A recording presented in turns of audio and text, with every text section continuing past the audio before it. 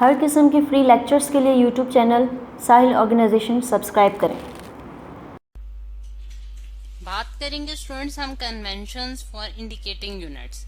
अब हमारे पास स्टूडेंट्स जब हम यूनिट्स को इंडिकेट करते हैं उसके लिए हमारे पास एक स्पेशल रूल्स हैं जो कि फिजिक्स में डिफाइन किए जाते हैं, जिनके तहत जो है वो हम यूनिट्स को डिफाइन करते हैं और स्पेसिफिकली जो है हम प्रीफिक्सेस को डिफाइन करते हैं।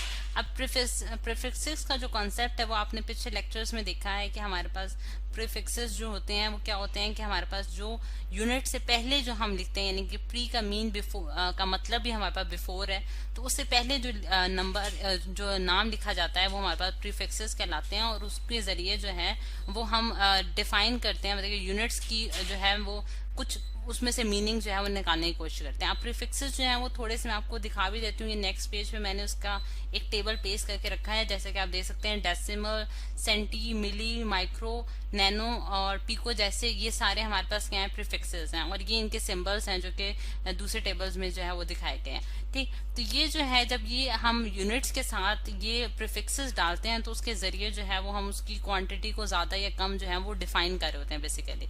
ठीक, अब हम दोबारा से उसी चीज पर आते हैं वापस कि हमारे पास इन प्रीफिक्सेस को भी डिफाइन करने के लिए स्टूडेंट्स एक स्पेसिफिक रूल्स हैं। अब इन रूल्स को आज हम स्टडी करेंगे, जिसमें से सबसे पहला जो हमारे पास रूल आ जाता है वो हमारे पास ये है कि हमने जब यूनिट का नाम लिखना है, यानी कि फुल नेम लिखना है यूनिट का, तो हमने उसको कभी भी कैपिटल लेटर से नहीं लिखना।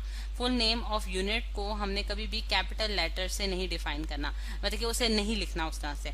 अब जिस तरह से आप देखते हैं कि हमारे पास डिराइव यूनिट्स में जो है बहुत सारे ऐसे यूनिट्स हैं जो कि साइंटिस्ट ने जो है वो ड्राइव किए थे और उनके नाम पे जो है वो यूनिट्स रखे भी गए हैं, लेकिन फिर भी हम जो है उनके लिए जो है वो कैपिटल लेटर नहीं यूज करेंगे, चाहे वो नाम भी हो। जिस तरह से न्यूटन जो है वो अगर आप उसका यूनिट के तौर पे लिखेंगे तो आप उसको जो है स्मॉल एन से ही स्टार्ट करेंगे। ठीक, तो ये हमारे पास इसका पहला रूल आ जाता है। फिर उसके बाद जो दूसरा रूल हम देखते हैं वो हमारे पास ये है कि हमारे पास जो सिंबल है, यानी कि जो यूनिट हमारे पास यूनिट्स के जो सिंबल हैं वो हम हमेशा जो है जो कि साइंटिस्ट के नाम से रखे गए हैं तो उनको हम जो है वो कैपिटल लेटर से ही डिनोट करेंगे। ठीक है, यानी कि आप जो उसका सिंबल है कैपिटल लेटर से आप डिनोट करेंगे किसको, कि आप यूनिट्स के सिंबल्स को। ठीक है, यूनिट के सिंबल्स को आप जो है वो आप जो है कैपिटल लेटर से डिनोट करेंगे। जैसा कि हम देखते हैं कि न्यूटन का लिए जब हम उसका जो सिंबल डिफाइन करते हैं वो कैपिटल एन से डिफाइन करते हैं। और इसके लिए मैं आपको एक और फिगर भी दिखा देती हूँ जिसमें हम कुछ ड्राइव यूनिट्स दिखा रहे हैं कि जैसे कि आप देख सकते हैं कि हमारे पास जो सिंबल है वॉल्यूम का वो कैपिटल एल से डिनोट किया गया है। फोर्स जो है वो न्यूटन में जो है वो स्मॉल एन से लिखा गया, लेकिन उसका सिंबल जो है वो कैपिटल एन से दिखाया गया। इसी तरह जो हमारे पास स्टूडेंट पास्कल्स है जो कि हमारे पास प्रेशर का यूनिट आ जाता है, वो भी एक साइंटिस्ट था हमारे पास जिसके नाम पे रखा गया और उसको कैपिटल पी ए से हम डिनोट करते हैं। ठीक है, और एनर्जी जिस तरह जाउल्स में मेजर किया जाता है और वो भी हम कैपिटल जे से डिनोट करते हैं। तो इससे भी हमें पता चल रहा है कि हमने जो है इसको हमेशा जो सिंबल है उसको हमने क्या करना है स्टूडेंट्स, हमने हमेशा कैपिटल लेटर से लिखना है। फिर उसके बाद हम देखते हैं कि हमारे पास का थर्ड पॉइंट जो आ जाता है हमारे पास की कन्वेंशंस में, वो हमारे पास क्या है कि प्रीफिक्सेस जो हैं वो हम यूनिट्स के साथ जो मतलब कि उससे हमेशा पहले लिखते हैं, यानी कि प्रीफिक्स को जो है आपने क्या करना है हमेशा यूनिट से पहले लिखना है। ठीक है, बिफोर द यूनिट। अब मैंने जिस तरह से स्टार्ट जब लेक्चर किया था मैंने आपको बताया था कि प्री का मतलब भी हमारे पास स्टूडेंट्स बिफोर होता है, तो इसका मतलब प्रीफिक्सेस जो है हमेशा यूनिट से पहले लिखे जाएंगे और उसके लिए हम ज्यादा स्पेस जो है वो मतलब विदाउट एनी स्पेस जो है वो प्रीफिक्सेस को लिखते हैं। जिस तरह से आप देखते हैं कि हम 1 × 10 की रेस पर -3 जो है मीटर्स, यानी कि इस तरह से अगर यूनिट है मीटर तो उसके साथ मैंने प्रीफिक्स जो है वो बिल्कुल साथ करके लिख दिया है। ठीक, अब फोर्थ जो है स्टूडेंट्स का पॉइंट वो है हमारे पास कि हम जो है वो बेस यूनिट्स को जब हम कंबाइन करते हैं विद ड्राइव यूनिट्स तो उनके दरमियान जो है हम एक सिंगल स्पेस देते हैं। जिस तरह से अगर आप देखें कि न्यूटन मीटर जो है वो हमारे पास एक यूनिट है, जिस तरह से वर्क का यूनिट हमारे पास क्या है न्यूटन मीटर। ठीक है, फोर्स इनटू डिस्प्लेसमेंट, तो हम न्यूटन मीटर को जो है जब लिखेंगे तो उसमें जब हम थोड़ी सी जो है वो थोड़ी सी उसके दरमियान स्पेस जो है वो रखेंगे। ठीक है, अब यूनिट जो है जो इस पे देखे जाए तो न्यूटन जो है उसमें हमारे पास ड्राइव यूनिट है और मीटर जो है हमारे पास बेस यूनिट है, यानी कि जब आप बेस यूनिट और ड्राइव यूनिट का कॉम्बिनेशन करते हैं स्टूडेंट्स तो उस टाइम ने आपने उसमें थोड़ी सी स्पेस जो है वो रखनी है। ठीक, फिर उसके बाद हम जो है कंपाउंड कंपाउंड प्रीफिक्सेस जो हैं वो नहीं यूज कर सकते, ये हमारे लिए अलाउड नहीं है फिजिक्स में कि हम कंपाउंड प्रीफिक्सेस जो हैं उनको यूज कर सकें। अब कंपाउंड प्रीफिक्सेस का हमारे पास मतलब क्या है स्टूडेंट्स? कंपाउंड प्रीफिक्सेस का मतलब ये है, जिस तरह से अगर मैं एग्जांपल दूं, मैं 1 माइक्रो न्यूटन जो है वो नहीं लिख सकती। ये हमारे पास माइक्रो का यूनिट है, जो सिंबल है जो कि मैंने यहाँ लिखा है, और माइक्रो यूनिट जो है ये गलत हो जाएगा हमारे पास, बल्कि इस चीज को जो है अगर मैंने प्रॉपर फॉर्म में लिखना है तो 1 पिको न्यूटन लिख दूंगी, ठीक है। यानी कि हमारे पास ये इस तरह से लिखा जाएगा। अगर हम देखें कि हमारे पास माइक्रो जो होता है वो कितना होता है, टेबल में से देख के बताते हैं हम कि हमारे पास माइक्रो जो है स्टूडेंट्स, वो आप ये यहाँ देख सकते हैं, जो लाइन में हाईलाइट करने जा रही हूँ कि माइक्रो हमारे पास उसकी जो वैल्यू होती है वो हमारे पास 10⁻⁻⁶ होती है, ठीक है। और पिको की हमारे पास -12 होती है। इसलिए मैंने यहाँ जो 2 माइक्रो है उनको कंबाइन करके जो है वो 1 पिको लिख दिया है। इसलिए कंपाउंड आपने यूनिट्स जो है, प्रीफिक्सेस जो हैं वो यूज नहीं करने, बल्कि आपने उनको एक प्रीफिक्स की फॉर्म में डिफाइन करना है।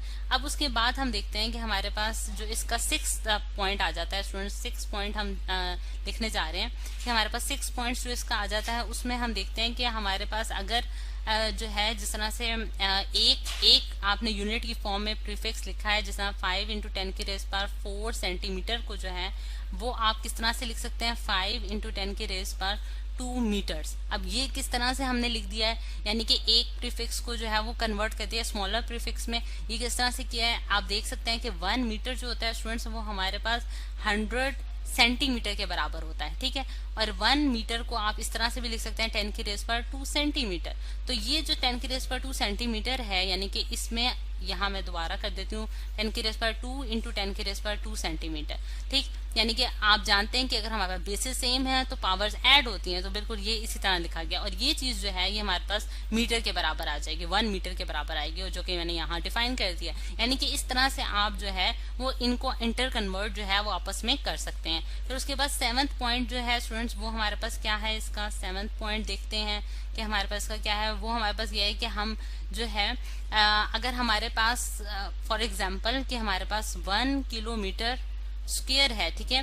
1 किलोमीटर स्क्वायर का जो मीनिंग होगा स्टूडेंट्स, यानी कि इसका मतलब ये है कि आपने यूनिट और उसके साथ बेस यूनिट के साथ भी उसका स्क्वायर लेना है और उसके साथ प्रीफिक्स का भी स्क्वायर लेना है। यानी कि 1 किलोमीटर जो है वो किलो जो है वो हमारे पास कितना होता है स्टूडेंट्स, किलो हमारे पास होता है 10⁻3, ठीक है। 10⁻3 के बराबर होता है मीटर, और इसका जो होल स्क्वायर के बराबर आएगा। यानी कि जब आपने देखा कि यूनिट का स्क्वायर जो है उसका मतलब है कि वो प्रीफिक्स का भी स्क्वायर है हमारे पास, ठीक।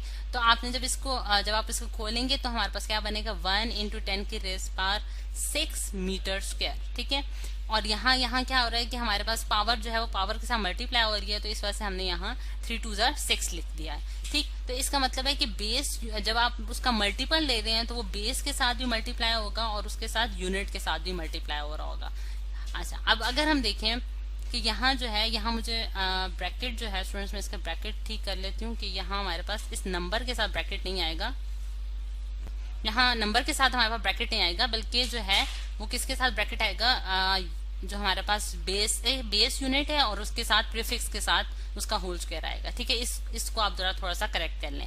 अब हम देखते हैं कि हमारे पास नेक्स्ट जो इसका पॉइंट आ जाता है 8th पॉइंट, वो हमारे पास क्या है। 8 पॉइंट स्टूडेंट्स हमारे पास ये है कि अगर हम जो प्रैक्टिकल वर्क्स जब परफॉर्म कर रहे होते हैं स्टूडेंट्स, तो हम देखते हैं कि हम उस वक्त अपनी सहूलत के मुताबिक जो है वो यूनिट्स लिख देते हैं। यानी कि जब प्रैक्टिकल वर्क करना है तो आप अपनी कन्वीनियंस के मुताबिक जो है वो यूनिट्स जो है वो लिख सकते हैं, यानी कि जिसमें आप मेजरमेंट ले रहे हैं उसी में उसको जो है वो रख सकते हैं। लेकिन जब आप उनके रिजल्ट्स डिफाइन कर रहे होते हैं, यानी कि जब आप प्रॉपर वे में उनके रिजल्ट्स को जो है कैलकुलेट करेंगे, तो उसका जो एंड रिजल्ट आना चाहिए वो स्टूडेंट्स हमेशा SI यूनिट में आना चाहिए। यानी कि आपने उसकी कन्वर्जन करनी है हमेशा SI यूनिट में। जैसा कि अगर फॉर एग्जांपल आपने मिलीमीटर में रीडिंग ली है तो आपने उसको कन्वर्ट करके 10⁻³ मीटर में लिखना है, क्योंकि हम जानते हैं कि मीटर हमारे पास जो है वो SI यूनिट है, मिलीमीटर हमारे पास SI यूनिट नहीं है। और इसी तरह जो है अगर फॉर एग्जांपल ग्राम में आपने मेजरमेंट की थी किसी एक्सपेरिमेंट की, तो आपने उसको कन्वर्ट करके kg में करना है, क्योंकि ग्राम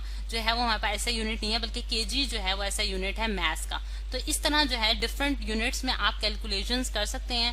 जैसे हम प्रैक्टिकल वर्क में हम लेते हैं, रीडिंग्स लेते हैं, लेकिन जब उसके रिजल्ट्स निकालना है तो वो हमेशा जो है वो हमारे पास ऐसा यूनिट में ही डिफाइन किए जाते हैं। तो ये स्टूडेंट्स हमारे पास कुछ पॉइंट्स हैं जो कि हमें जहन में रखने चाहिए जब हम यूनिट्स को जो है वो लिख रहे हों।